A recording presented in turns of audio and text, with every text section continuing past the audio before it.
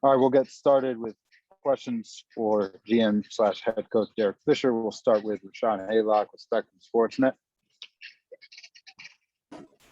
Hey, Coach. Erica's playing some of her best ball of the season during this homestand. How has she been able to get her own and yet still set the table for her teammates at a high level with the double assist total she's had here recently? I think that Erica's just continued to, get adjusted to new surroundings, new teammates, coming off of, a season where she didn't play in the W, and getting her timing and rhythm back early in the season.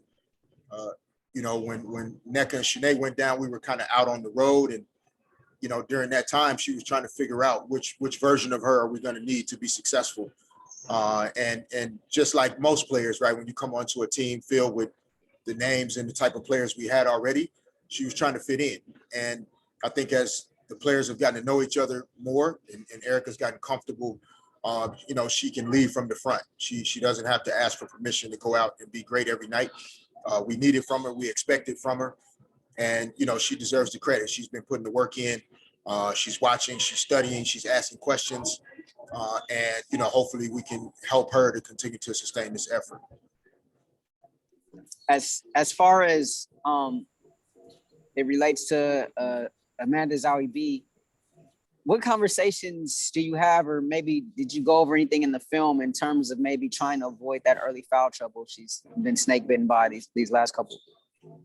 Yeah, I think for Amanda, just continuing to provide that confidence and that belief in her ability to guard the players that she's having to guard every night. When you have to start playing against Tina Charles and then Sylvia Fowles and then come back home, play against Brittany Griner and then Brittany Griner and then play against Tina Charles again, like that, that's a lot.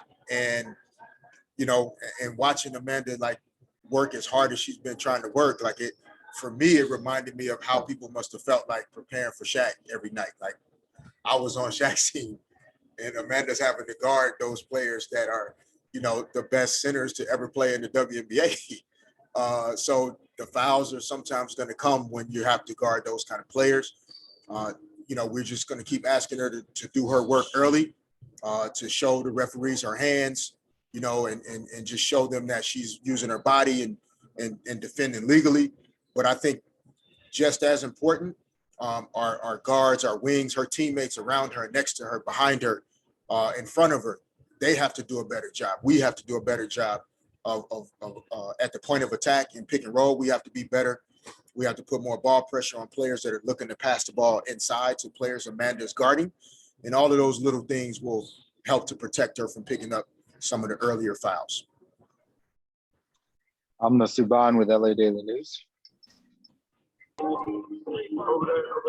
Hey, Coach. Brittany Sykes, after last game's loss, sort of talked about getting out of those ruts and falling behind and then having to catch up and having that be a learning process. Now that you guys have had a couple of days to sort of go over film of this last game and the ones before, what are you guys working on to not get into those spots? I think the biggest thing for us is not allowing, sometimes with our group, especially as we've navigated a new roster, right, with so many players learning each other and how to play offense together, right? Defense is not easier to do or to execute on, but it doesn't require as much communication from a chemistry standpoint. A lot of things on the defensive end, it's effort, it's mindset. As long as we talk to each other, we can figure it out. Offense takes more timing, more rhythm, more connection at times. And so at times during the game, we go through stretches where we're not quite in flow and playing with that type of continuity and rhythm on the offensive end. And that starts to raise, I think, the frustration level, for some of our players. So as we've navigated new roster and then the injuries as well, just continuing to learn, how to stick with it. And even if to start the game, the ball doesn't go in a few times, still take pride in the attention to detail on the defensive end and hey, if we start the game and we only can score 4 points in the first 2 minutes, well, the other team can only score 4 points in the first, 2 or 3 minutes. And, we have to make sure we have that type of approach when we start the game. For one more pregame, we'll go to John W. Davis, Winsider.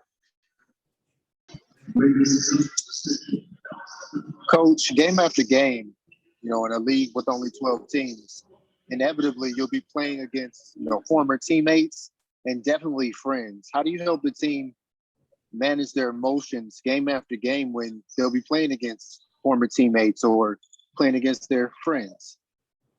Well, I think that's something that, to be honest with you, John, and I think in all leagues, here in the W, also on the NBA side, that it's part of a generational shift, that has happened. Like a lot of these players have grown up, knowing each other, whether it's, playing on the same team here in the W, the same universities, teams that these women have to play on in other countries.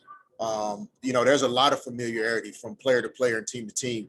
It's something I've personally had to adjust to as a coach, understanding that these players have the history that they have.